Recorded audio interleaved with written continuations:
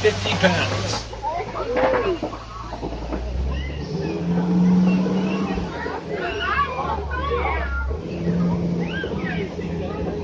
Well, now we're going to be heading to the African savanna. Once we get to the savanna, you'll notice a change in the ecology as well as different species of animals.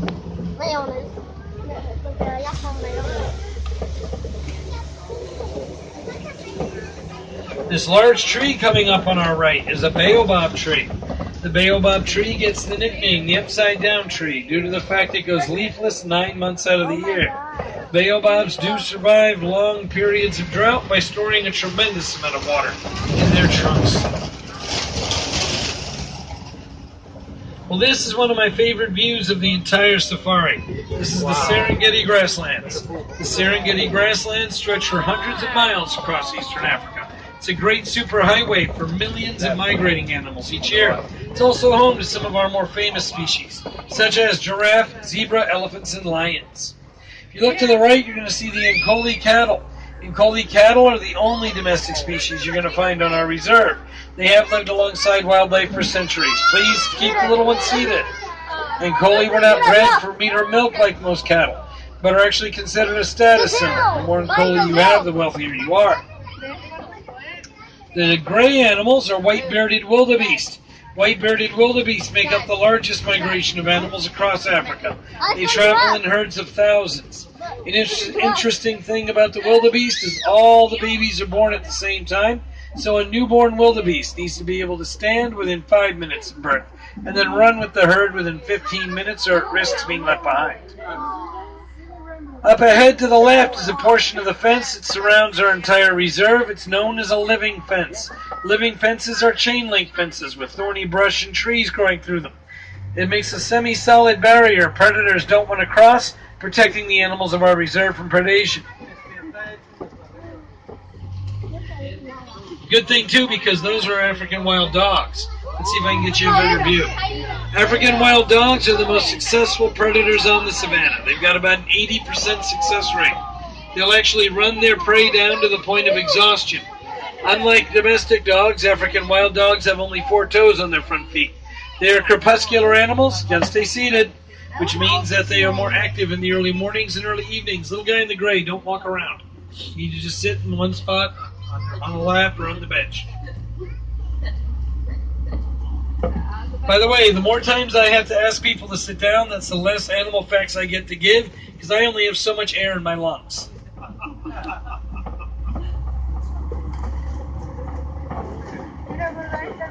These orange cone-like structures are termite mounds. Termite mounds are made of a collection of dirt, termite saliva, and termite dung. They may look solid, however they are very porous, which does allow for air circulation throughout the mound. Straight ahead of us are some little tan animals with white bellies and dark stripes. Those are springbok. Springbok get their name from the German word spring meaning jump and bok meaning buck. They have the ability to jump 10 feet in the air from a standing position and can leap up to 13 feet.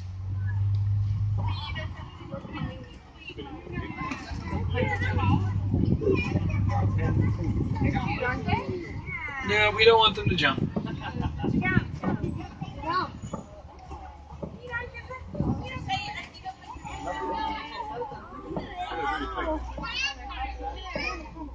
Teddy was taller than that.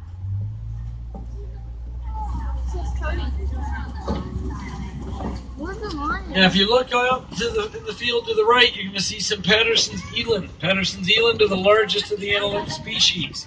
Males, like that dark gray one that you see up there by the grasses with his head in the grass, weigh about 2,000 pounds.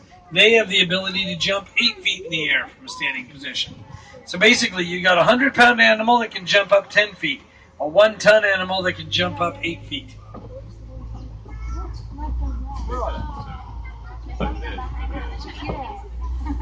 This is a female eland up ahead. She's about 1,600 pounds. Also can jump 8 feet in the air. That is a Maasai giraffe. Giraffe are the tallest animals in the world. They grow to heights of 18 to 20 feet. Now you may be saying to yourself, she looks a little short. That's because she's a juvenile. When she was born, she did drop 6 feet from her mother, but she stood 6 feet in height. So a newborn giraffe can actually look any of us adults in the eye at birth. Well, in my case, they look over my head. I'm not that tall. Tough truck. A giraffe do possess 7 vertebrae in their necks, just like we do. Theirs are just a bit longer than ours. They have an 18-inch long prehensile tongue, which they use to strip leaves from trees. Their tongues are a dark purple to black color. That does help protect them from the ultraviolet rays of the sun. The horn-like structures on their heads are known as ossicones. Ossicones are not actually horns, but they are extensions of the giraffe's skull.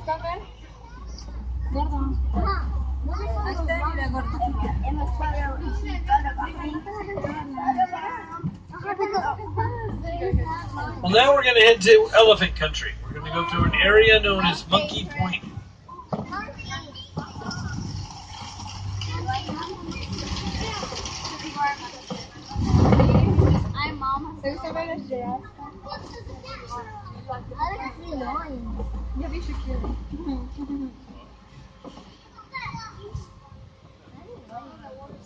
Oh, che figli.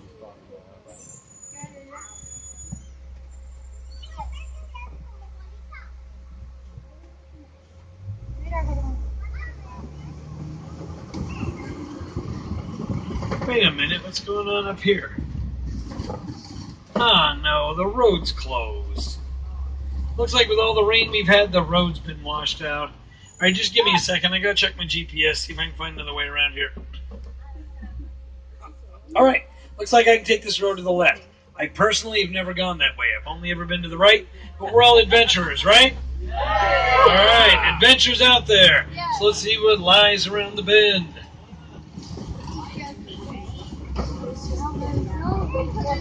And it's a bridge. It's been held together with duct tape and chewing gum. Alright, well, we have no choice. We have to go forward. Can't go back the way we came. I just need everybody to think light thoughts as we go very slowly across this bridge. Whoa, everyone lean to the right, quick! Lean to the right! Whoa! Is everybody okay?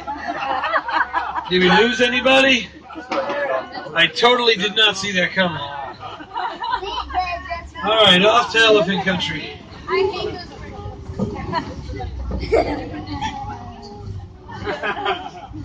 Oh yeah, I definitely see some signs of elephant activity. Footprints in the mud, tusk marks in the clay. Elephants do eat that red clay to gain the nutrients it possesses.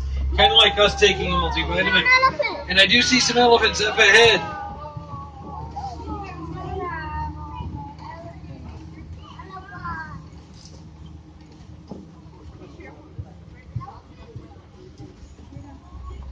I think we've come across a matriarchal herd. When elephants are born, they spend 13 to 15 years with their mothers. After that time, males are going to go off on their own, while females stay behind with their mothers, forming a larger, nearly all-female herd. The only males we're going to find here will be under the age of 15. Adult males will come through from time to time, but only for reasons I'm not going to explain. Elephants have been hunted extensively for their ivory tusks. However, that's not the only issue they face in the wild. They are also victims of habitat loss. Mining for a metallic mineral known as coltan, which is used in the manufacture of cell phones and electronics, has greatly contributed to this habitat loss. So simply by recycling our old cell phones and electronics, we can help conserve elephant environments.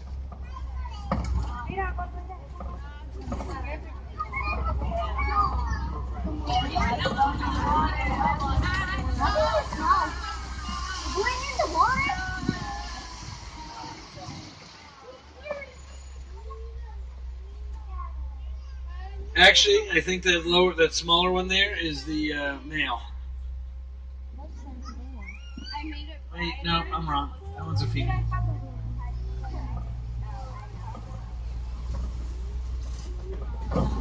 On the left is a flamboyance of flamingos. These are greater flamingo. They are the largest of the flamingo species, but the least pink.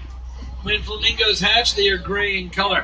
After about a year of eating brine shrimp, they've absorbed enough beta-carotene to turn their feathers pink.